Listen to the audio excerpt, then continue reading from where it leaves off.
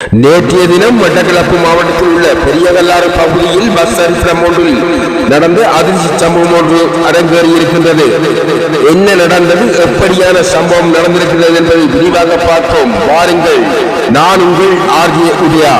2026ஆம் ஆண்டு பிப்ரவரி மாதம் 5ஆம் தேதி அன்று பெரியகல்லாறு பகுதியைச் சேர்ந்த 64 வயதுடைய மூதாட்டி ஒருவர் தன்னுடைய சகோதரியின் மகனை பால்விடச் சென்றிருக்கின்றார். அந்த வேளையிலே ஒரு சம்பவம் தான் இந்த சம்பவம். அந்த வேளையிலே அந்த அருகில் இருந்த யுவதி அந்த அம்மாவை ஆறுதல் வார்த்தைகள் கூறி, எப்படி இருக்கின்றீர்கள், நீங்கள் எந்த இடம் என்பது பற்றி பாரதூரமாக விசாரித்திருக்கின்றார். அன்பாகவும் பண்பாகவும் பாசமாகவும் விசாரித்திருக்கின்றார்.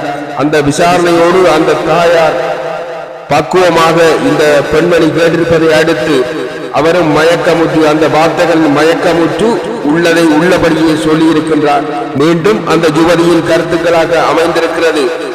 அம்மா, இந்த தங்க சங்கிலிகளையும் தங்க காப்புகளையும் நீங்கள் அணிந்திருக்கிறீர்கள், இது தொடர்பாக உங்களுக்கு பயம் இல்லையா, அல்லது யாரும் அறுத்து விட்டு சென்றால் உங்களுக்கு பாதுகாப்பு யார் என பல தடவைகள் விசாரித்திருக்கின்றார். அந்த வார்த்தைகளையும் நம்பி அந்த வயது முதிர்ந்த மூதாட்டி அந்த நகைகளை கழட்டி தன்னுடைய பையினுள், அதாவது கைப்பையினுள் செருகி இருக்கின்றார். அதன் பின்பாக அங்கே தங்க சங்கிலிகளை செருகி வைத்ததை கண்ட அந்த யுவதி நேரடியாக சென்று அந்த அம்மாவிற்கான குளிர்பானம் ஒன்றையும் வாங்கி கொண்டு அவரை பல தடவைகள் வற்புறுத்தியிருக்கின்றார்.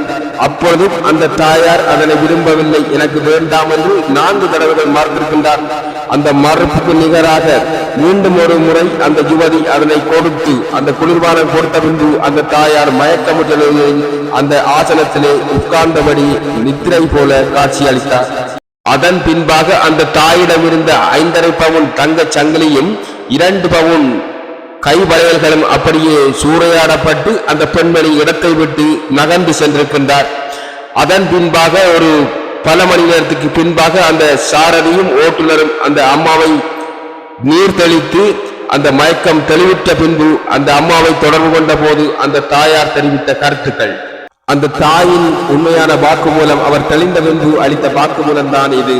அவர் கூறியதாவது, எனக்கு அருகில் வந்திருந்து குளிர்பானங்களையும் ஊட்டி தனக்கு ஆசை வார்த்தைகளையும் அளித்து அதில் தான் மயங்கித்தான் இவ்வாறு நடந்தது என்றும், அதன் பின்பாக மட்டக்களப்பு மாவட்ட போலீசாரிடம் தான் முறைப்பாடு செய்ய இருப்பதாகவும் தான் கூறியிருக்கின்றார். இது போன்ற பல சம்பவங்கள் இப்போது நாட்டிலே அரங்கேறிக் கொண்டிருக்கின்றது. சமீப காலங்களுக்கு முன்பாக முல்லைத்தீவு மாவட்டத்தில் உள்ள புதுக்குடியிருப்பு நகரில் உள்ள ஒரு ஆடவருக்கு நடந்த சம்பவம் இப்படித்தான் அமைந்தது. பிஸ்கெட்டுகளையோ தயவு செய்து குளிர்பானங்களையோ பேருந்துகளிலோ இல்லது எந்த இடத்திலே பொது இடங்களிலோ வேண்டி சாப்பிடாதீர்கள்.